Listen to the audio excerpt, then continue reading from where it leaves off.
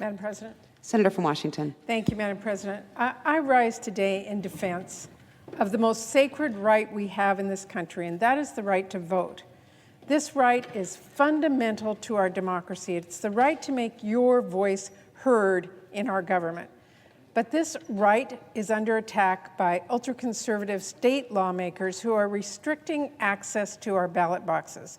The same people who continue to cast unserious, baseless, and dangerous doubts on the results of the 2020 election.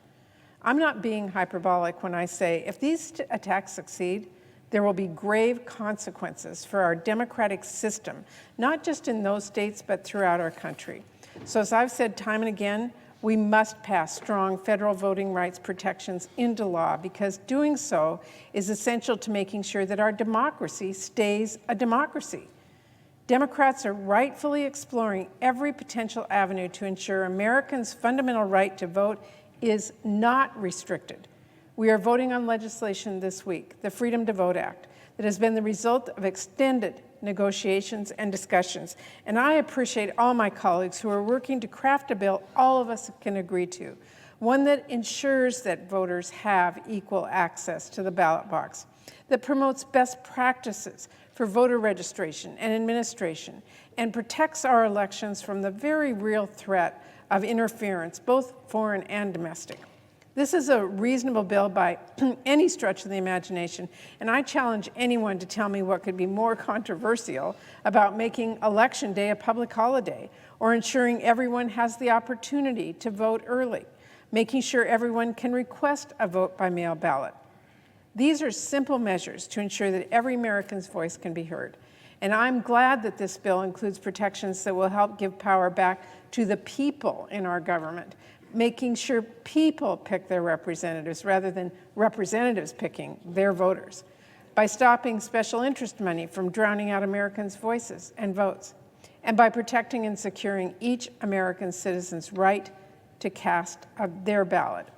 Again, nothing in this bill should be controversial if you care about the health of our democracy. So I hope our Republican colleagues will join us in supporting it, because I strongly believe protecting every American's right to vote should not be a partisan issue. And my Republican colleagues will have a chance this week to inspire confidence in our elections and make sure they are secure by voting for this common sense legislation. But if there are some who want to stand between voters and their due right to the ballot box, we cannot, as public servants, simply throw up our hands and say, oh, well, we tried.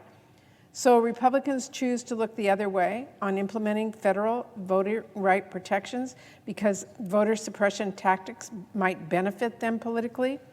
Democrats must use every legislative tool needed to get the Freedom to Vote Act to President Biden's desk, including an exemption to the filibuster.